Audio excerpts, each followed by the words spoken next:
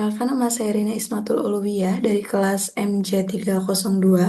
Pada kesempatan kali ini saya akan mempresentasikan mata kuliah Manajemen Operasional 1 untuk memenuhi ujian akhir semester ganjil tahun ajaran 2025-2026 dengan dosen pengampu Ibu Pustika Ayuningpuri, SEM, SIM yang terhormat. Dengan soal sebagai berikut, saya diminta untuk menentukan pola produksi mana yang sebaiknya dipilih oleh perusahaan. Dengan jawaban, diketahui bahwa yang pertama data dasar permintaan per triwulan. Triwulan pertama 400 unit, triwulan kedua 1.100 unit, triwulan ketiga 1.300 unit, dan triwulan keempat 900 unit. Total permintaan jumlahnya 3.700 unit. Dan diketahui pula biaya simpan 250 per unit, biaya subkontrak 600 per unit, biaya lembur 200 per unit hanya jika produksi lebih dari 1.500 unit per triwulan. Lalu ada labor turnover, naik 100 unit 15.000, turun 100 unit 25.000. Kapasitas mesin maksimal 2.000 unit per triwulan.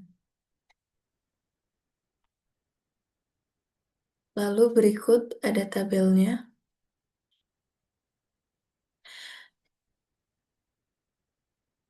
Alternatif pola produksi. Kita akan mencari alternatif pola konstan, produksi 1.000 unit per triwulan.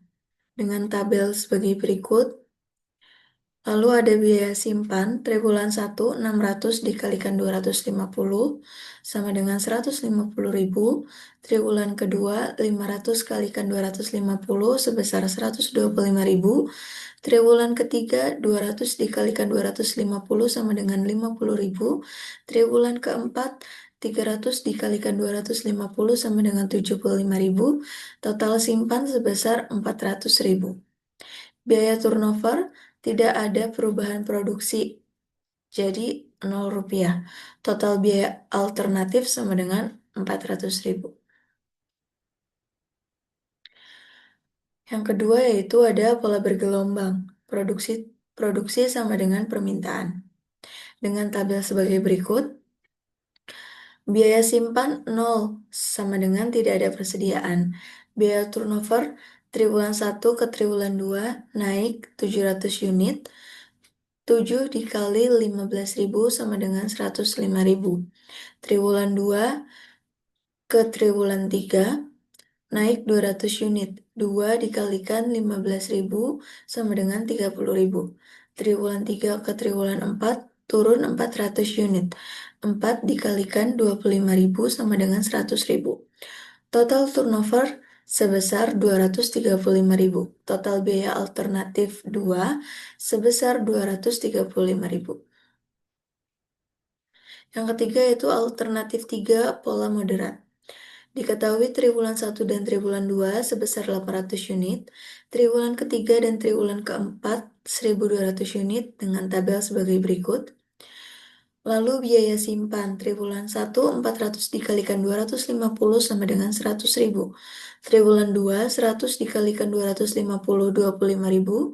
Triwulan ketiga 0. Triwulan keempat 300 dikalikan 250 sama dengan 75.000. Total simpan sama dengan 200.000. Biaya turnover triwulan kedua sampai ke triwulan 3 naik sebesar 400 unit. 400 dikalikan 15.000 sama dengan 60.000. Total turnover sebesar 60.000. Total biaya alternatif 3 adalah 260.000. Yang ketiga, perbandingan total biaya. Diketahui hasil akhir dari 3 pola konstan sebesar 400.000, pola bergelombang sebesar 235.000, pola moderat sebesar 260.000. Jadi pola produksi yang paling baik untuk Dipilih adalah pola bergelombang karena menghasilkan total biaya paling murah yaitu sebesar 235.000.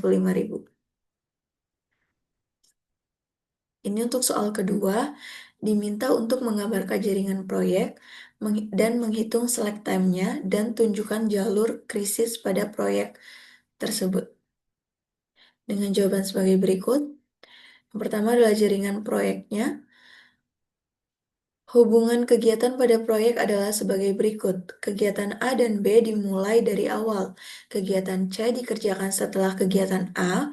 Kegiatan D dan E dikerjakan setelah kegiatan B dan C. Kegiatan F dikerjakan setelah D. Dan kegiatan G dikerjakan setelah E dan F. Berikut perhitungan slack time dan jalur krisisnya. Lalu untuk mencari slack time dengan rumus LS dikurangi ES atau LF dikurangi EF.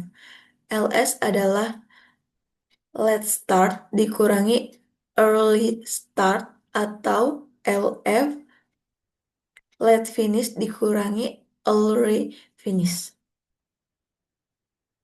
Jalur krisisnya adalah A, C, D, F, dan G. Sesuai gambar yang ditampilkan dengan tanda anak panah berwarna oranye.